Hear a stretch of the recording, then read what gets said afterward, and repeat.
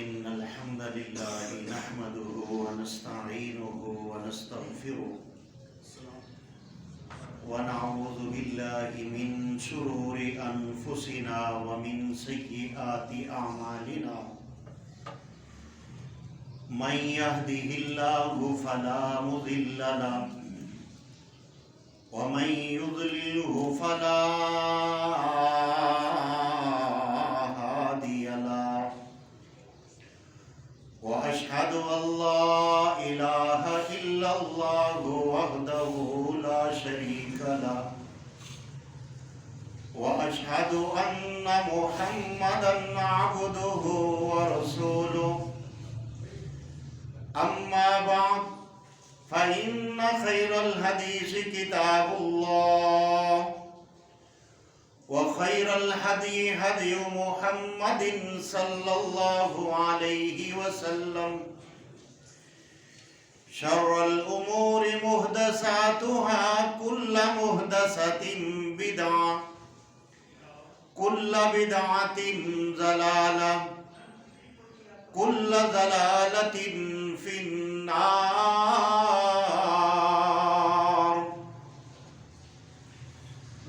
أعوذ بالله السميع العليم من الشيطان الرجيم. بسم الله الرحمن الرحيم.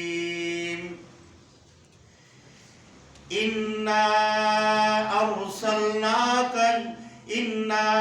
أرسلناك شاهدا ومبشرا ونذيرا لتؤمنوا بالله ورسوله وتعزروه وتوقروه وتسبحوه بكرة وأصيلا. اللهم صل على محمد وعلى آل محمد كما صليت على إبراهيم وعلى آل إبراهيم إنك حميد مجيد. اللهم بارك على محمد وعلى آل محمد كما باركت على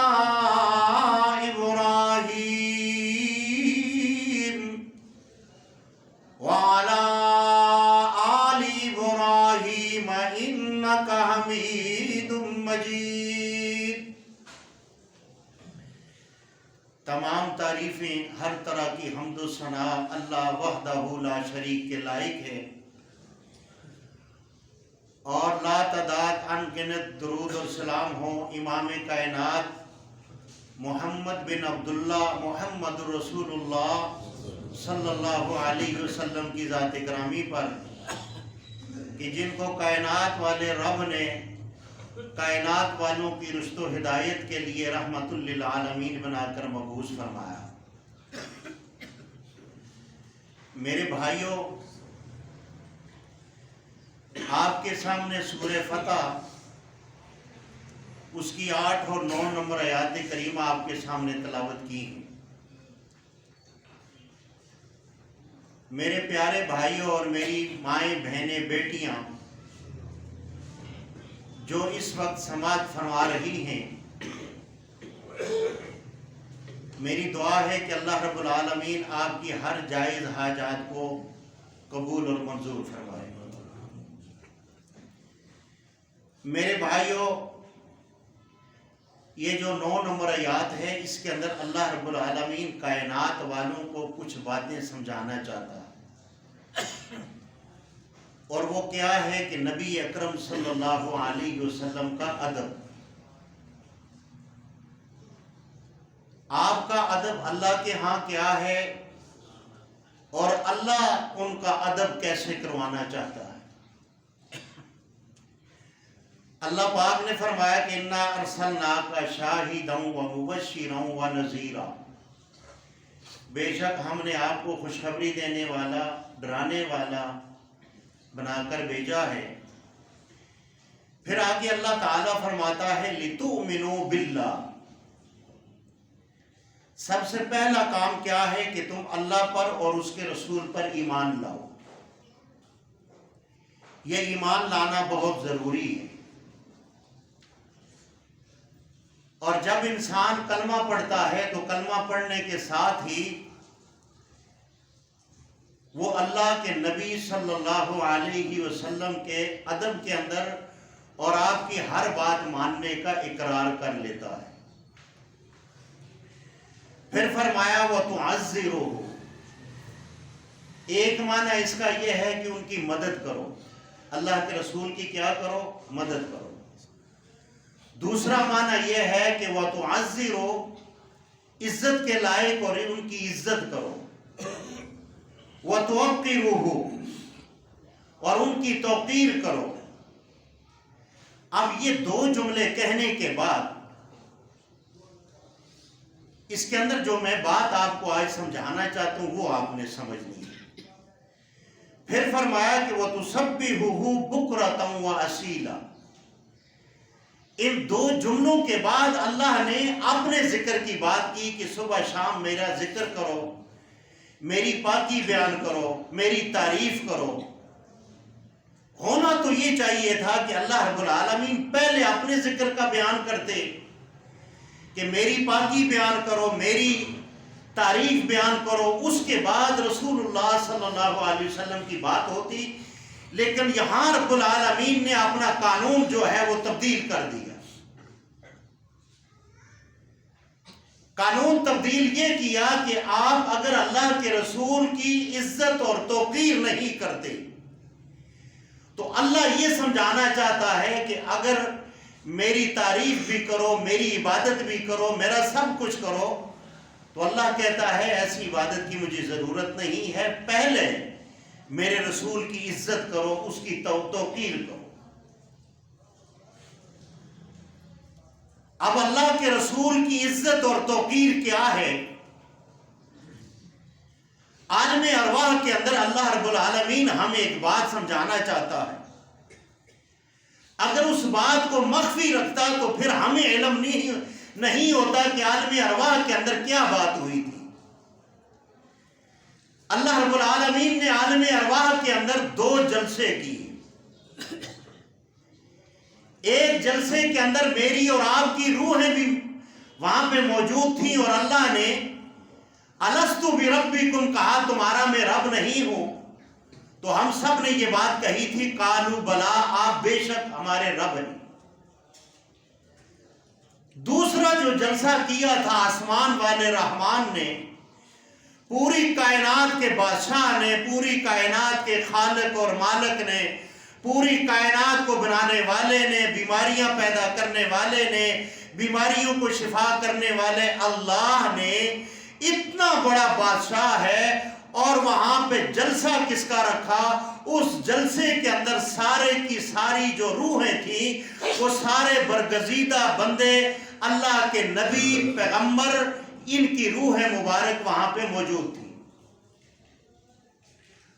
اور اس کے اندر خطاب کرنے والا اللہ تھا، اور اس کا جو موضوع تھا وہ محمد مصطفیٰ صلی اللہ علیہ وسلم تھا۔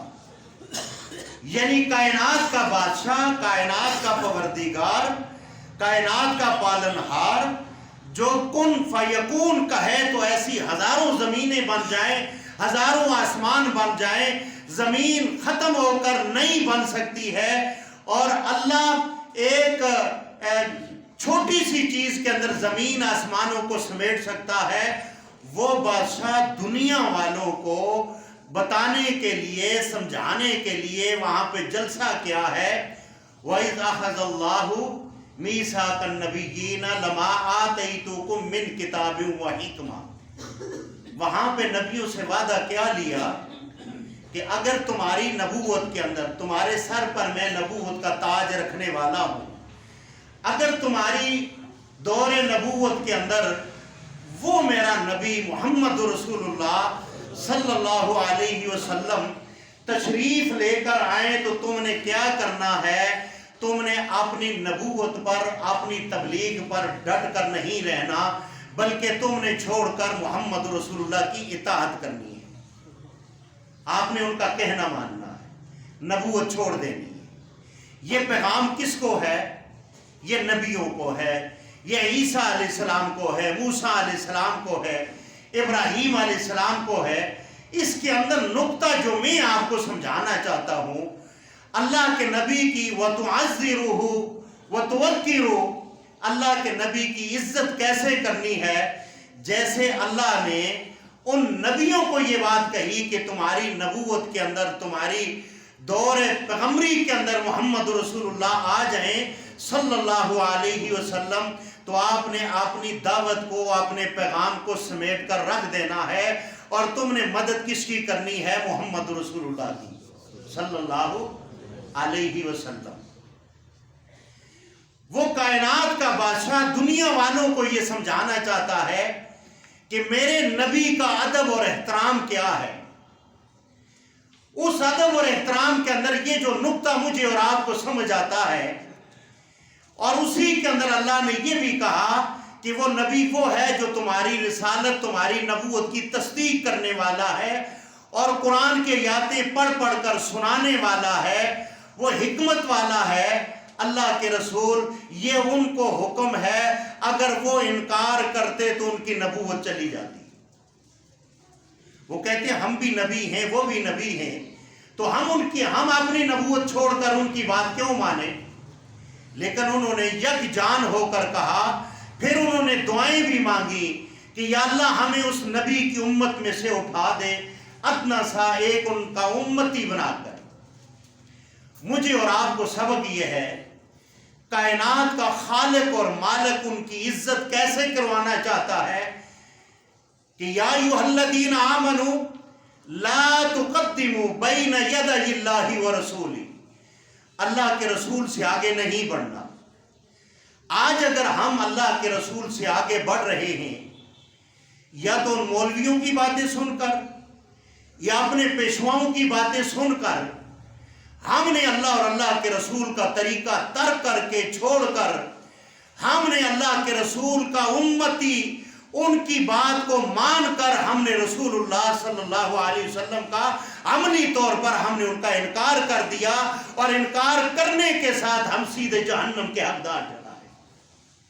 یہ کوئی چھوٹا معاملہ نہیں ہے جو میں آپ سے بات کر رہا ہوں، یہ بہت بڑا معاملہ ہے۔ اس کے اوپر آپ غور کریں، آپ اس کے اوپر تدبر کریں، آپ اس کی تحقیق کریں کہ اللہ کے رسول کی بات کو چھوڑ کر، اللہ کے رسول کا طریقہ چھوڑ کر، ہم اگر اللہ کے رسول کا طریقہ چھوڑ کر اس وقت ہم کسی دوسری ہستی کا عملی طور پر طریقہ اپناتے ہیں، تو اللہ یہاں یہ سمجھانا چاہتا ہے کہ لِتُؤْمِنُوا بِاللَّهِ وَرَسُولِهِ، پہلا کام یہ ہے کہ تم اللہ کے رسول پر ایمان لے کر آؤ، اللہ پر ایمان لے کر آؤ، اور پھر کیا کرو؟ وَتُعَزِّرُوا، پھر ان کی عزت کرو، وَتُوَقِّرُوا، پھر ان کی توقیر کرو، پھر اس کے بعد اللہ کا ذکر کرو، اللہ کی نماز پڑھو، اللہ کی شریعت پر تم عمل کرو، لیکن پہلے محمد رسول اللہ کی تمہیں عزت اور توقیر کرنی پڑے گی۔ عزت کیا ہے؟ کلمہ پڑھا، اور کلمہ پڑھنے کے بعد محمد رسول اللہ صلی اللہ علیہ وسلم کی اتباع کرنی اور آپ کا طریقہ اپنانا، یہ محمد رسول اللہ کی سب سے بڑی عزت ہے۔ میرے بھائیوں، حضرت عمر رضی اللہ تعالی عنہ سفر پہ جا رہے تھے، رسول اللہ صلی اللہ علیہ وسلم بھی، اور ان کا بیٹا حضرت عبداللہ ابن عمر بھی ساتھ ہیں، اور سارے سواریوں پر ہیں۔ حضرت عبداللہ، ان کی سواری تھوڑی سی تیز ہے، اور ان کی سواری رسول اللہ صلی اللہ علیہ وسلم کی سواری سے آگے ہونے والی تھی۔ حضرت عمر نے دیکھا کہ میرے بیٹے کی سواری رسول اللہ کی سواری سے آگے نکلنے والی ہے۔ حضرت عمر نے گھوڑا دوڑایا، اس دوران محمد رسول اللہ کی سواری آگے نکل گئی۔ حضرت عمر نے اپنے بیٹے کو ایک بات کہی، روک کر کہا بیٹا تو میرا بیٹا بعد میں ہے، پہلے میں محمد رسول اللہ کا محب ہوں اور محمد رسول اللہ کا میں نے کلمہ پڑھا ہے. پوری کائنات کے اندر مجھے محمد رسول اللہ سے بڑھ کر مجھے میری اولاد بھی عزیز نہیں ہے. یاد رکھ لینا، اگر تیری سواری رسول اللہ کی سواری سے آگے نکل جاتی تو عمر اپنی تلوار سے تیری گردن کو کاٹ دیتا. یہ کون ہیں؟ حضرت عمر رضی اللہ تعالی عنہ. اگر اسی بات کو ہم اپنے گھروں کے اندر لگائیں، ہمارے گھروں کے اندر آج کیا کام ہے؟ ہمارے گھروں کے اندر یہ ہے، اگر شادی ہوتی ہے تو حاجی صاحب جناب ماشاءاللہ ان کا چہرہ بھی سنت کے مطابق ہے، لیکن گھر کے مامور، گھر کے جو کام ہیں وہ سارے ان کی سرپرست جو ہے انہوں نے اپنی بیگم کو بنایا ہوا ہے. اب مہندی ہے اور مہندی کے اندر اگر کوئی بات چلے گی تو حاجی صاحب یتیم بن کر ایک کونے پر بیٹھ جائیں گے. اور یہ کیا ہے؟ وہ گھر کی عورتیں مہندی کر رہی ہیں، ہندوؤں کا رسم و رواج کر رہی ہیں. مجھے یہ بتائیں وَتُعَزِّرُهُ، کیا ہم اللہ کے رسول کی عزت کر رہے ہیں؟ حضرت عمر یہ کہیں کہ میں تیری گردن کو اتار دوں گا اگر تیری سواری چلتے چلتے رسول اللہ کی سواری سے آگے ہو. اب مجھے یہ بتائیں، جو لوگ ہم کام کرتے ہیں، چاہے وہ دینی طور پر ہے، چاہے وہ گھریلو معاملات کے اندر ہے، چاہے ہم اپنی زندگی کے معمولات کے اندر 4 اماموں کو برحق بنا کر ہم ان کی تقلید کرتے ہیں، تو کیا وَتُعَزِّرُهُ وَتُوَقِّرُهُ، مجھے یہ بتائیں یہ کیا اللہ کے نبی کی عزت اور توقیر ہے؟ یہ اللہ کے نبی کی عزت اور توقیر نہیں ہے، یہ اللہ کے نبی سے آگے بڑھنے والی ہے. اسی لیے قرآن نے یہ بات کہی، وَمَا آتَاكُمْ الرَّسُولُ فَخُذُوهُ وَمَا نَهَاكُمْ عَنْهُ فَانْتَهُوا. جس چیز کو اللہ کا رسول حکم دے دے اس کو لے لو، اس کو لینا یہ فرض ہے، اور جس چیز سے اللہ کے رسول منع فرما دیں اس سے رک جانا بھی کیا ہے؟ فرض ہے. اب مجھے یہ بتائیں کہ ہم قرآن کے اوپر عمل کرتے ہیں. وَتُعَزِّرُهُ وَتُوَقِّرُهُ. اللہ تعالیٰ نے آگے فرمایا کہ تم اپنی نمازیں، تم اپنا حج، تم اپنی زکوٰۃ اس کے بعد کرنا. پہلے وَتُعَزِّرُهُ، اللہ کے رسول کی تو عزت کرنی ہے، وَتُوَقِّرُهُ، اور اللہ کے رسول کی توقیر کرنی ہے. اگر یہ کام تم نہیں کر سکتے تو یہ بات یاد رکھنا، تمہاری نمازوں کی اللہ کو کوئی ضرورت نہیں ہے، تمہاری زکاتوں کی اللہ کو ضرورت نہیں ہے. پوری کائنات مل کر کافر ہو جائے، میرے رب کی ربوبیت میں کوئی کمی نہیں آ سکتی. اور پوری کائنات مل کر مسلمان ہو جائے، میرے رب کی ربوبیت میں کوئی اضافہ نہیں ہو سکتا. میرے بھائیوں، ہمیں اللہ کا جو حکم ہے وہ حکم یہ ہے کہ اللہ کے رسول کا ادب اور احترام کرنے کا مقصد یہ ہے ہم اللہ کے رسول کی بات کو مانیں، ہم اپنا عمل محمدی بنائیں، ہم اپنی زندگی کی عملی زندگی جو گزاریں تو گزاریں کس کی سیرت پر؟ وہ محمد رسول اللہ کی سیرت پر. اور آپ کا طریقہ اور آپ کا عملی نمونہ جو ہے وہ محمدی ہے. ہم عملی مالکی شافعی تو بنتے ہیں لیکن ہم محمدی نہ بن سکے. محمدی نہ بن کر ہم نے اللہ کے ساتھ ہم نے بغاوت کا اعلان کر دیا. اللہ ہمیں یہاں یہ کہہ رہا ہے اِنَّا أَرْسَلْنَاكَ شَاهِدًا وَمُبَشِّرًا وَنَذِيرًا. فرمایا بے شک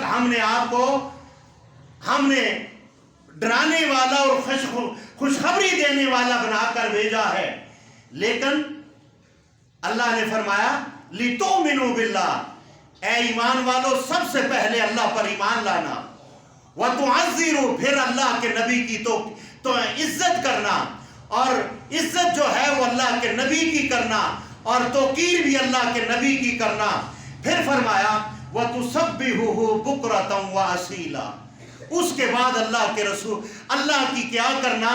اللہ کی تسبیح بیان کرنا، اللہ کی عبادت کرنا. جب اللہ کی عبادت اللہ کے نبی کی عزت کے اندر کرو گے، توقیر کے اندر کرو گے، اگر تمہارا عمل تھوڑا بھی ہوا تو اللہ کے ہاں وہ بڑھا چڑھا کر قیامت والے دن تمہیں اللہ عطا فرمائے گا. سورہ بقرہ کے اندر اللہ رب العالمین نے ایک بات نقشہ کھینچا या अय्युहल्लज़ीना आमनू ला तक़ूलू राइना वक़ूलू उन्ज़ुरना वस्माऊ। अब अल्लाह के नबी सल्लल्लाहु अलैहि वसल्लम को बुलाने के लिए राइना उन्ज़ुरना, ये दोनों का माना एक ही है। ए अल्लाह के नबी हमारी तरफ मुतवज्जे हो, क्या हो, हमारी तरफ मुतवज्जे हो, सहाबा इकराम है। लेकिन जब यहूदियों ने सुना, उन्होंने इसके अंदर ये का इजाफा किया, राइना कह दिया। राइना का माना क्या है? ए बकरियों के चरवाहे। और यहूदियों ने आपकी इज्जत करनी छोड़ दी। अल्लाह ने आसमानों से आयात नाज़िल फरमा कर कहा, ऐ मेरे सहाबा, मेरे महबूब सल्लल्लाहु अलैहि वसल्लम को राइना कहना, कहकर न पुकारो, बल्कि उन्ज़ुरना वक़ूल उन्ज़ुरना कहकर आप उन्हें मुतवज्जे करो। और ये अल्लाह के नबी की क्या है? ये इज्जत है।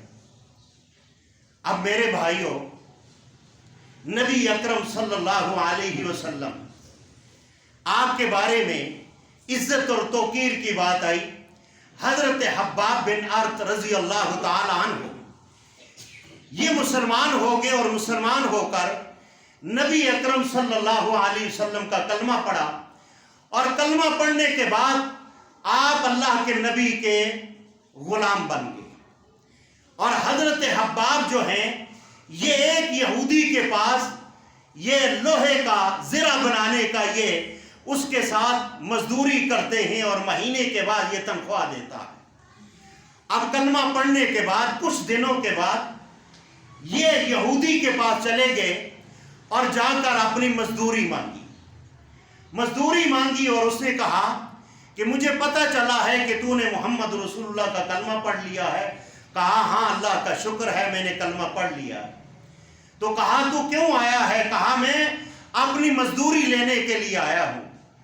कहा तुझे 1 महीने की नहीं 2 महीने की मैं तनख्वाह दूंगा, लेकिन तू, मैंने सुना है कि तेरा नबी ये कहता है कि मरने के बाद दोबारा उठाए जाएंगे। तो हजरत हब्बाब फरमाते हैं हाँ, अल्लाह के रसूल ने ये बात कही है और हमारा ईमान है मरने के बाद हम उठाए जाएंगे। अब यहूदी क्या कहता है कि जब तुम दोबारा उठाए जाओगे तो फिर मेरे पास मजदूरी लेने आ जाना। अब मैं यहां पर नहीं दूंगा, मैं अगले जहान में दूंगा। हजरत हब्बाब उठकर चले जाते हैं और कहते हैं कि मेरा मामला अल्लाह की जात पर है, चलो मैं अल्लाह पे छोड़ देता हूं। अब यहूदी दोबारा बुलाता है, वह तुअज़्ज़िरूहु व तुवक्किरूहु। सहाबा इकराम का अमल देखें और आज मेरा और आपका अमल देखें। ये 12 रबीउल अव्वल गुजर गया, इसके अंदर आपने ये नारा सुना होगा, गुलाम हैं हम रसूल के गुलाम हैं। ये नारा सुना होगा, लेकिन इसका माना और तर्जुमा मैं बाद में आपको बताता हूं।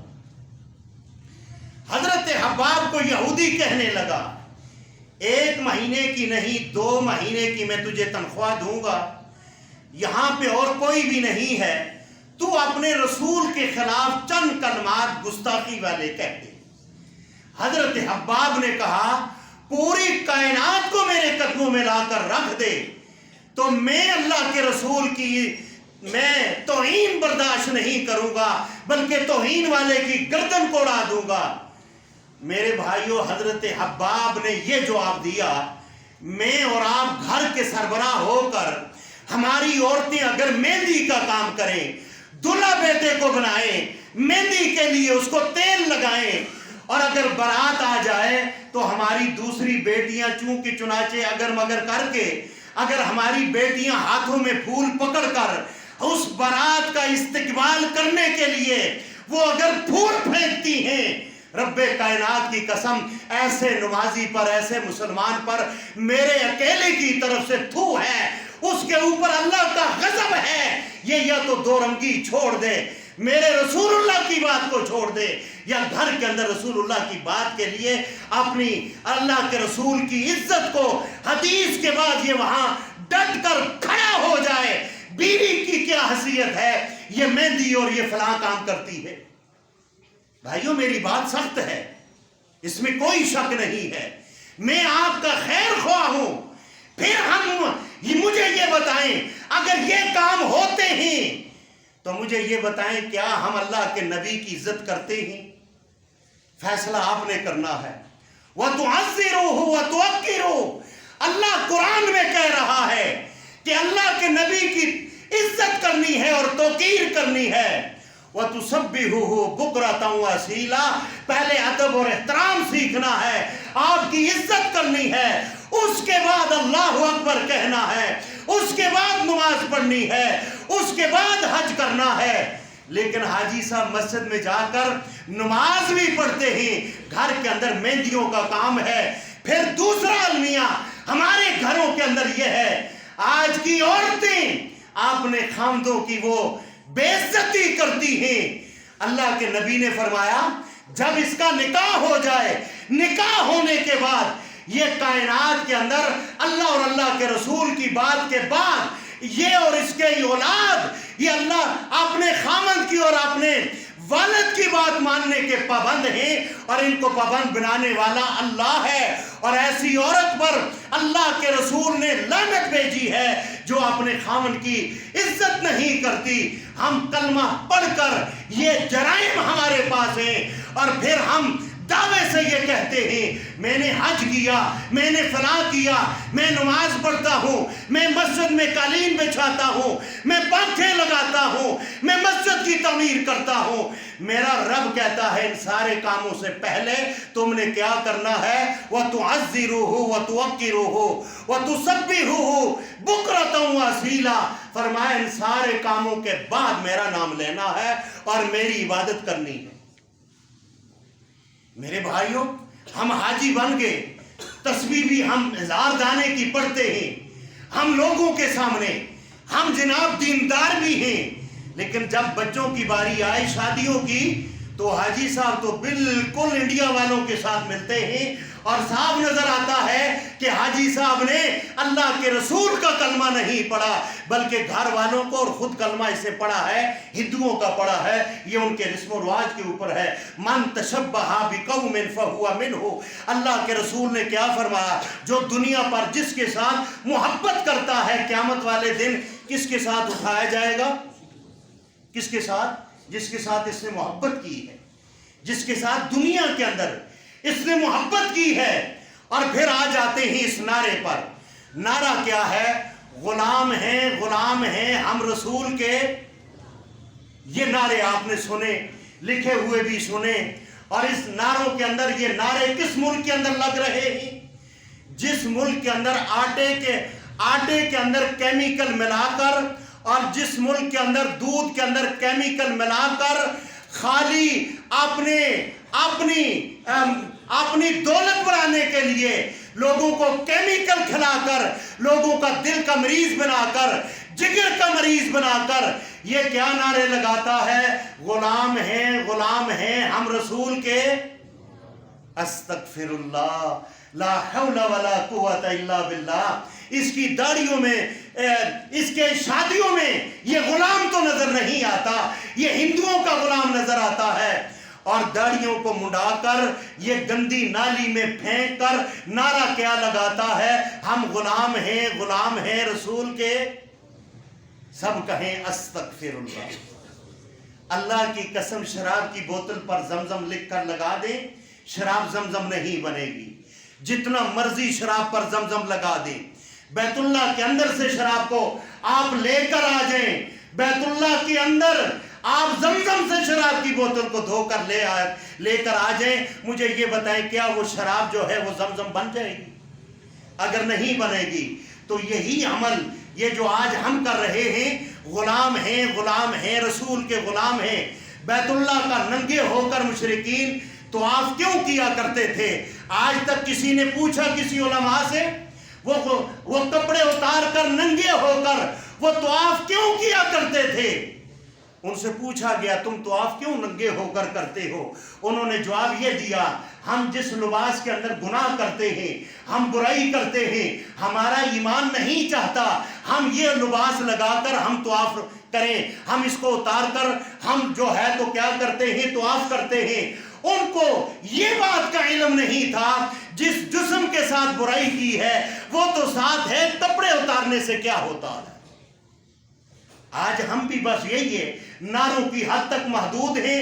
ہمارے ہاتھ کے اندر ایک ڈنڈا ہے، ایک جھنڈا ہے، ایک زندہ باد ہے، ایک مردہ باد ہے. ہم یہاں تک محدود ہیں. لیکن اللہ کے رسول کی ہم نے عزت داڑھی رکھ کر نہ کیا. اللہ کے رسول نے فرمایا معاف کر دو. بخاری کے اندر حدیث موجود ہے، معاف کر دو کس کو؟ داڑھیوں کو. یہ اللہ کے رسول کے نعرے تو لگاتا ہے، غلام ہیں، غلام ہیں، رسول کے غلام ہیں. اور بلیڈ پھیر کر اللہ کے رسول نے فرمایا لعنت ہے. یہ لعنت کا مستحق بھی ہوتا ہے اور اللہ کے نبی کی عزت بھی نہیں کرتا. یہ اللہ کے رسول کی حدیث کا انکار کرتا ہے. یا ایھا الذین آمنوا لا تقدموا بین یدی اللہ ورسولہ. مجھے یہ بتائیں آپ کا اور میرا عمل یا آپ کی اور میری محبت صحابہ سے بڑھ کر تھی یا ہم صحابہ سے بڑھ کر ہیں؟ پھر تو کوئی بات مانی جاتی ہے. ہم تو کیڑے مکوڑے اور ہم تو بیکار لوگ ہیں. اگر ہم اس دور کے اندر اللہ کے نبی کی عزت کریں، اللہ کے نبی کی سنت کو اپنا کر اللہ کے نبی کی عزت کریں، اللہ کے نبی کی اطاعت کر کے، تو میرے بھائیوں پھر اتنے فرقے ہی نہ ہوں. یہ فرقے مولویوں نے بنائے ہیں. میرے رب نے تمہیں اور مجھے یہ حکم دیا ہے، فرمایا وَاعْتَصِمُوا بِحَبْلِ اللَّهِ. اس محلے کے اندر 4 مسالک کی مساجد ہوں اور ہم فلسطین کے لیے دعا کریں اور ہم دعا یہ کریں یا اللہ مسلمانوں کو اتفاق اور اتحاد عطا فرما. مجھے یہ بتائیں دعاؤں سے اگر کام ہوتا تو اللہ کے رسول 27 غزوات کے اندر جا کر اپنے دندان مبارک شہید نہ کرواتے. اگر دعاؤں سے کام ہوتا، سب سے پہلے دعاؤں سے پہلے عملی کام یہ کرنا ہے. یہ جو 4 مسالک کی مساجد ہیں ان کو قرآن کے منہج پر لے کر آؤ. وَأَنَّ الْمَسَاجِدَ لِلَّهِ. اس کے اندر لے کر آؤ. قرآن کیا کہتا ہے؟ قرآن یہ کہتا ہے وَأَنَّ الْمَسَاجِدَ لِلَّهِ. تمہاری مسجدوں کے اندر صرف اللہ کی پکار کی جائے، غیر اللہ کو پکارنا یہ حرام ہے. اور غیر اللہ کی دعوت دینا اللہ کی مساجد کے اندر یہ حرام ہے. اس کے باوجود بھی ہمارے نعرے کیا ہیں؟ ہم غلام ہیں، غلام ہیں، رسول کے غلام. ہماری باتوں میں 2 نمبری. ہماری اولادیں اپنے والدین کی گستاخیاں کریں، اپنے والدین کے سامنے سینہ تان کر کھڑی ہوں، اور گھر کا والد، گھر کا شوہر اپنی بیویوں کی ان غلیظ زبانوں کی وجہ سے جن کے بارے میں اللہ نے قرآن میں فرمایا ہے الرجال قوامون علی النساء، کہ تمہارے اوپر یہ حاکم ہیں، لیکن اس کے باوجود گھر کے اندر بڑوں کی بات نہیں چلتی. چھوٹے اٹھ کر بڑوں کی بے عزتی کرتے ہیں اور کلمہ پڑھ کر ہم پہلی صف میں آتے ہیں. پہلی صف میں آنے سے پہلے یہ کام کر رہے ہیں. اپنے دلوں کو صاف کرنا ہے. اللہ کے رسول کی شریعت کے اوپر مکمل ایمان لا کر پھر جب نماز پڑھی جائے گی ہاتھ بھی نہیں اٹھاؤ گے. آسمان والا رحمان پہلے آپ کی ہر مشکلات کو آسان فرما دے گا. میرے بھائیوں، ہم نے شریعت محمدی کا اتنا مذاق اڑا دیا ہے. ہمیں آج گستاخی کرنے والے ڈنمارک والے نظر آتے ہیں، ہمیں گستاخی کرنے والے یہود اور نصارہ نظر آتے ہیں. جو ہم گستاخیاں کرتے ہیں ہمیں وہ نظر نہیں آتی. وجہ کیا ہے؟ وجہ یہ ہے کہ ہم نے اللہ کے رسول صلی اللہ علیہ وسلم کا ہم نے اتباع کے لیے کلمہ نہیں پڑھا. ہم نے قرآن تو پڑھا لیکن قرآن کو ہم نے اپنی زندگیاں بدلنے کے لیے نہیں پڑھا. آپ مجھے یہ بتائیں، ہمارے جو باپ ہیں حضرت آدم علیہ السلام جنت کے اندر تھے اور شیطان نے انہیں ہذہ شجرہ کے قریب لے گیا جس سے اللہ نے منع کیا. فرمایا آدم اور آپ کی بیوی جنت میں جہاں مرضی جاؤ، ہذہ شجرہ اس کے قریب نہیں آنا. یہ کس کو حکم تھا؟ حضرت آدم علیہ السلام کو. ہذہ شجرہ کے قریب چلے گئے، شیطان کے ورغلاوے کے اندر وہ چلے گئے. وہاں سے دنیا پر آئے، آپ کا لباس اتار دیا گیا. ایک مرتبہ چند کلمات پڑھے، ربنا ظلمنا انفسنا وان لم تغفر لنا وَتَرْحَمْنَا لَنَكُونَنَّ مِنَ الْخَاسِرِينَ۔ ایک مرتبہ آدم علیہ السلام نے یہ کلمات ادا کیے، اللہ نے آسمان سے آدم علیہ السلام کو جو ہے ان کی مغفرت کا بھی اعلان کر دیا اور دوبارہ جنت کا حقدار بھی بنا دیا ایک دفعہ پڑھنے کے ساتھ۔ حضرت یونس علیہ السلام مچھلی کے پیٹ میں جاتے ہیں، وہاں پر ایک مرتبہ کہتے ہیں لا الہ الا انت سبحانک انی کنت من الظالمین۔ ایک مرتبہ پڑھا، اللہ رب العالمین نے حضرت یونس علیہ السلام کو مچھلی کے پیٹ سے نجات دلائی، اور ساتھ ہی یہ کہہ دیا اگر یونس یہ نہ کہتا تو قیامت کی صبح تک مچھلی کے پیٹ میں رہتا۔ اب اسی بات کو ہم مکہ کے اندر لے کر جاتے ہیں۔ آج ہم قرآن کو تعویذ بنا کر گلے میں ڈالتے ہیں، یہاں تک ایمان ہے کہ قرآن کا تعویذ بنا کر گلے میں ڈالنے سے میرے سر کا درد ختم ہو جائے گا، اور جمعرات والے دن جب روحیں بنیرے پر آتی ہیں قبر سے نکل کر، ارواح سے عالم برزخ سے نکل کر وہ بندیرے تک آتی ہیں، حلوہ اندر بنتا ہے، پڑوسی کھا لیتے ہیں، مولوی کھا لیتا ہے، روحیں بیچاری وہاں سے ایسے ہی واپس ہوتی ہیں۔ یہاں تک ہمارا ایمان ہے، لیکن ہمارا ایمان یہ کیوں نہیں ہے کہ قرآن پڑھنے سے زندگیاں تبدیل ہوتی ہیں؟ مکہ کے اندر حضرت طفیل رضی اللہ تعالی عنہ یہ اپنے قبیلے کے بہت بڑے تاجر ہیں، اور مکے کے اندر تاجر کی تجارت کے لیے آئے۔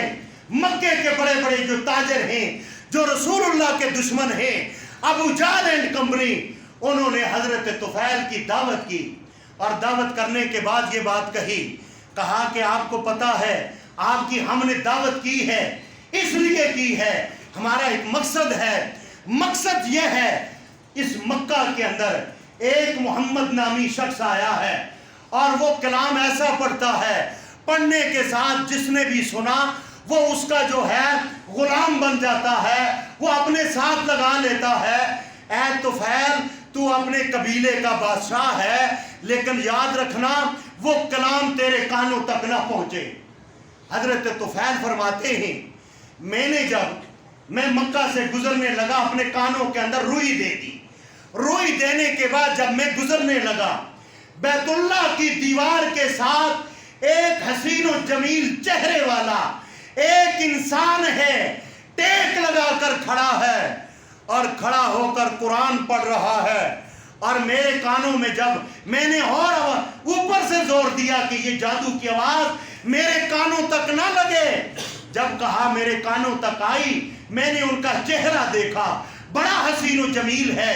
میری آنکھوں نے کہا، میرے جو سرداروں نے مجھے کہا ہے، ایک نوجوان آیا ہے، وہ کہتا ہے میرے دل نے کہا رب کائنات کی قسم ہے ایسا چہرہ میری آنکھوں نے آج تک نہیں دیکھا۔ ساتھ ہی کانوں سے روئی نکالی، نکالنے کے بعد کانوں کے اندر جب قرآن کی آواز آئی، ایک ہی مرتبہ قرآن پڑھا، سنا، اور سننے کے بعد کیا کہتے ہیں، اے اللہ کے رسول میں گواہی دیتا ہوں کائنات میں یا اللہ کے بعد اگر اس کائنات میں کوئی سچا اگر پاکیزہ کلام ہے، اے محمد صلی اللہ علیہ وسلم یہ آپ کا ہے۔ جب یہ کلام سنا تو کہا مجھے کلمہ پڑھا دیں۔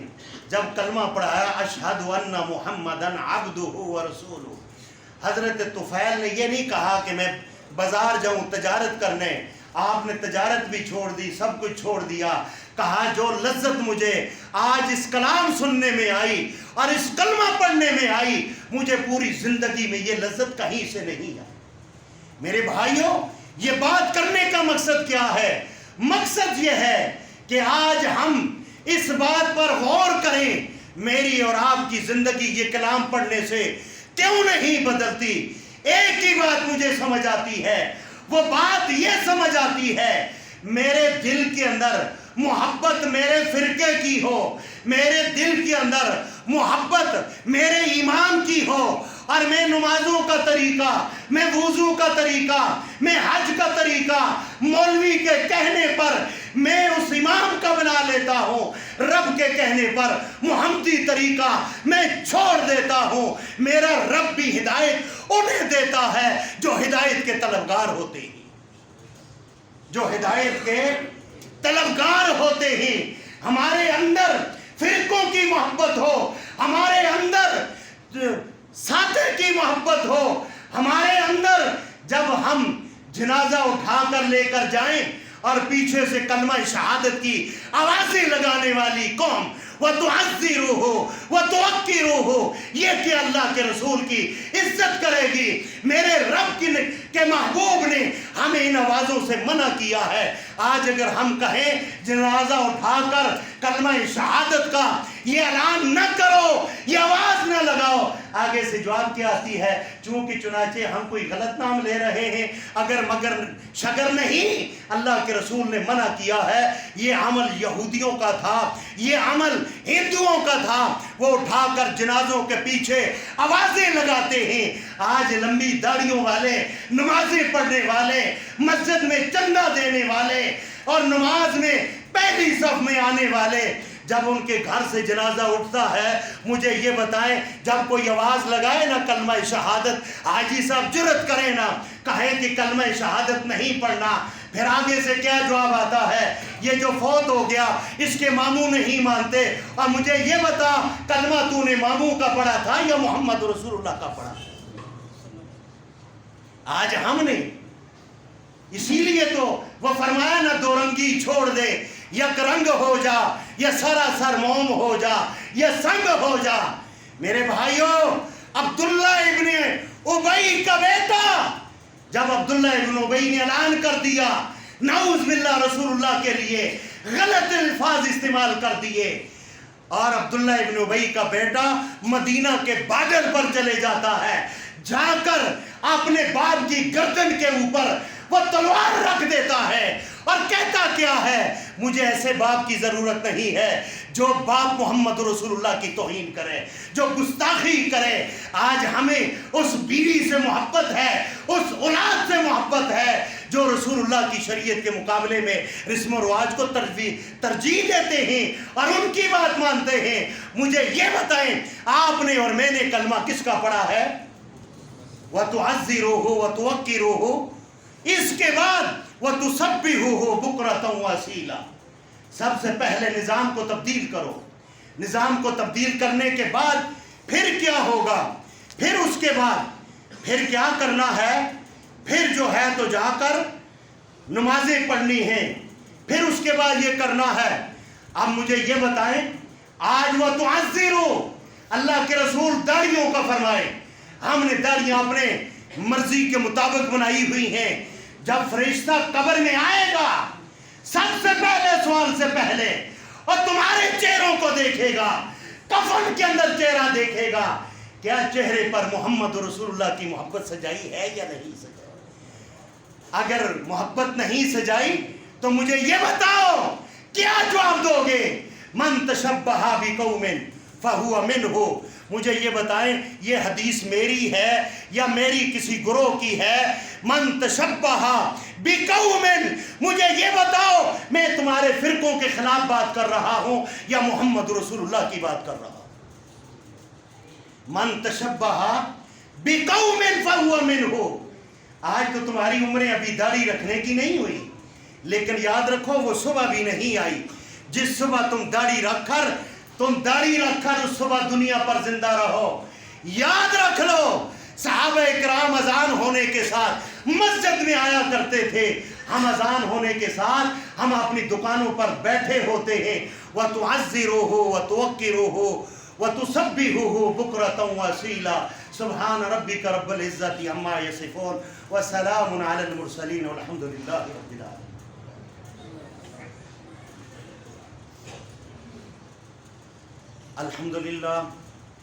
الحمد للہ حمدا کثیرا کما امر، اما بعد فإن خیر الحدیث کتاب اللہ وخیر الہدی ہدی محمد صلی اللہ علیہ وسلم، شر الامور محدثاتها کل محدثۃ بدعہ كل بدعة ضلالة كل ضلالة في النار اللهم اشف مرضانا ومرضى المسلمين اللهم اشف مرضانا ومرضى المسلمين اللهم اعز الاسلام والمسلمين اللهم اعز الاسلام والمسلمين. ہمارے مسجد کے پڑوسی ہیں حاجی لطیف صاحب، ان کی اہلیہ محترمہ کافی عرصے سے شدید بیمار ہیں اور ان کی ہائے ہائے کی آواز آتی رہتی ہے چونکہ ان کے معدے کے اندر شدید قسم کی جلن ہے.